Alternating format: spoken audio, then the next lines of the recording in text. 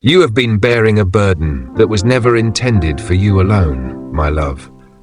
And I have to question something you've tacitly taken for granted. The notion that the current state of affairs will continue.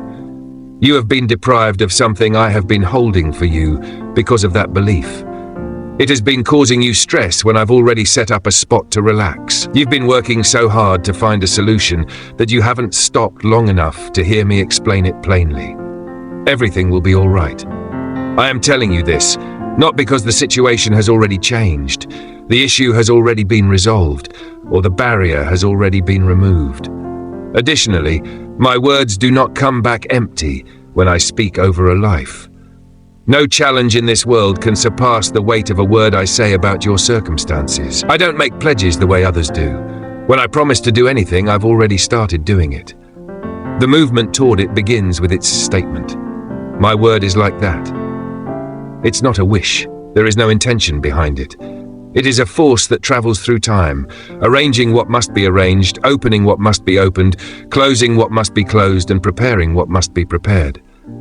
I'm now going into the specifics of your case on your behalf. So listen to me once again. Everything will be all right. Allow that to settle deep within you. Don't ignore it. Don't read those words and carry on as if they were merely a nice thought. Take a seat with them. Allow them to have an impact on you. Because those comments are more than just consolation at this very moment. They serve as a base. When everything else seems to be changing, they are the ground under your feet. When the current becomes powerful enough to carry everything else away, they serve as the anchor. Put your faith in their words. Let them be the location you go back to. Every time anxiety arises, fear knocks, or the situation suggests that nothing is changing and never will. I can see how you've been feeling. I am aware of how these days have felt on the inside. I am aware that there have been times when you have laid silently and felt as though something heavy and oppressive was pressing down on you. I am aware that there have been times when you have attempted to pray and felt as though your words were insufficient to reach the ceiling. I am aware that there have been times when you have examined the matter from every perspective and were unable to find a solution. The act of searching for a solution in an area where one had not yet been found became draining. And I am aware that the stillness and the sense that I was not reacting have made it more difficult than the issue itself. The fear that perhaps I had moved on, or that this was too minor, too difficult, or too far away. None of that was true, my dear. Not a second of it. The words were reaching me even though you thought they weren't. Each and every one. The silence indicated that I was already at work, even if you thought it meant absence. The things I do in your life don't always make an audible and physical statement. Quiet is sometimes the most profound job I undertake. Sometimes the biggest changes take place in places you can't yet see. We're not ignoring you. You are evolving. We're not ignoring you. We're getting ready for you. A procedure that takes place mostly in the background is necessary to prepare you for what I am bringing into your life. Where you can observe them, roots do not grow. Without any outward signs, they grow steadily underground in the dark. One day, everything they have been doing comes to light, and you are left wondering how it occurred so fast. It occurred because, despite being hidden from view, the subterranean work was real. You deserve more than a hasty response. Therefore, I want to patiently guide you through everything that is bothering you. You should comprehend not only what I'm saying, but also why. Not only the resolution, but also the personality that led to it. So let's take our time. One stretch at a time, please. What you are currently most terrified of. I am aware of what it is. You've kept it to yourself and occasionally avoided stating it aloud because doing so makes it seem more real, and you're already struggling to deal with it on the inside without making it more real. However, I don't fear it. I am fully aware of what it is. All of its aspects, all of its complications, all of the fears that are nested inside the main fear, and all of the secondary effects that are linked to the main issue. I am fully aware of it. And despite all of this, I continue to assure you that everything will work out. The severity of what you are dealing with was not overlooked in making that comment. It resulted from my complete awareness of it and my identity in connection to it. This is who I am in regard to every circumstance in your life. I'm bigger than it. The object that seems to occupy your entire field of vision at this moment, the object that you now use as a lens through which to view everything else in your life. I'm not downplaying the fact that it exists and is significant. However, your field of view is restricted from where you are, and the same object seems somewhat differently from where I am. It's not that the issue doesn't exist. The reason is that, in my opinion, there are a lot of resources, opportunities, and movements in the area surrounding the issue that are currently hidden from view. And what I'm attempting to assist you with is broadening your perspective of the area surrounding the issue rather than denying its existence. The thing that makes that room bigger is trust. You are not acting as though the issue is less serious when you have faith in me. You are making the decision to consider my presence on the opposing side of the issue. You've decided to take me into consideration. Additionally, because I am not a variable that results in tiny adjustments at the margins, adding me to the equation fundamentally alters it. I am the variable that modifies the entire framework of what is conceivable. I want to focus on this concept of trust for a little while, because I believe it requires more than just a definition. I believe you need a vision of what it really looks like in practice when you're in a position similar to the one you are in at the moment.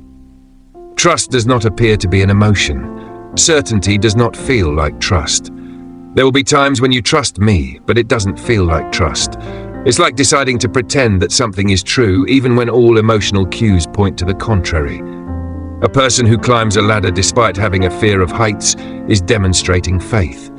The fear doesn't go away, the height remains true. However, trust in practice is the choice to act based on the structure's soundness rather than the degree of fear. I'm asking you to do that. It's not the lack of dread, it's not the quiet of uncertainty, and it's not a full sense of confidence. I'm pleading with you to make decisions based on what you know about me, rather than how you feel about the circumstances on a regular basis. To go back to my genuine self when my emotions regarding the situation demand something different. To continue moving in the path I've indicated. Even when every part of you wants to pause, reconsider, and determine whether the terrain is truly worth the destination. I want you to know this about how I operate. Usually, I don't take away the challenge before calling you to put your trust in me. In the midst of the challenge, I ask you to have faith in me. In the midst of uncertainty, I meet you. In the midst of the unresolved, I walk beside you. My faith in you is not the kind that comes from simple circumstances. Faith is not developed in simple situations. They offer consolation. Relief is nice, but it's not the same as the profound, tried and true unwavering knowledge that comes from persevering through something truly difficult and realizing that I was worth it. The route you are currently on is the only source of that kind of knowledge. I also want you to understand that your current course is not punishment. It's not proof that I'm aloof, unhappy, or having to go through some cosmic bureaucracy before I can help you. Because it leads to a genuine, significant, and necessary destination for your trip, the path you are on is the particular road I am walking beside you. I did not place you on this path with the intention of breaking you. I set you on this path because you are capable of traveling it and because the journey is worthwhile. Allow me to share some information on the journey that led you to this point. This path, with all of its unique obstacles, unsolved mysteries, unfulfilled dreams, and actual problems, was not a mistake. When I let the road take on its current shape, I did not make a mistake in my calculations. I am not a god who plans one path and then stands by helplessly as things go awry. I am aware of the route that led you here. Every bend in the road, every challenging section, every location where the terrain got more difficult than you anticipated and your supplies became more few than you anticipated. I was there for it all. I am in the present moment on this portion of the voyage, and I am aware of what lies ahead on the subsequent portions. The difficulty of the path does not imply that it is incorrect. The human heart needs to hear this again and over again because suffering inherently turns into proof of error. The first thing that comes to mind when something hurts is, where is the error? Who made the decision that led me to this unpleasant situation? what went wrong? And those are sometimes helpful inquiries. They occasionally result in sincere comprehension and course modification. However, suffering is not always a sign of a mistake. Sometimes the pain is just the internal sensation of a certain section of a meaningful route. A bad turn is not indicated by the difficulty. A bad turn is not indicated by the difficulty. The terrain of the precise stretch of road I've asked you to walk is the challenge at this moment. I'm on your side because I called you to walk it. You will overcome it because I am on your side. The path ahead of you is not what you think it will be. The stretch ahead of you does not represent an unending continuation of the challenges you have faced. Movement is on the horizon. Change is on the horizon. I have been preparing something that will enter your scenario from a direction you are not seeing it right now. The fact that assistance and provision frequently appear out of the blue contributes to their unexpectedness. The unexpected person, the unexpected call, the trend-defying development, or the reversal that happens when you've nearly given up looking for it. I usually walk in that manner, and there's a purpose behind it. It is more difficult to be positive that the solution originated with me when it comes from an angle that you may have created on your own. It is indisputable that I was involved when it comes from a perspective that was obviously beyond your capacity to set up. If you believe in God, type Amen and subscribe to the channel for more God messages.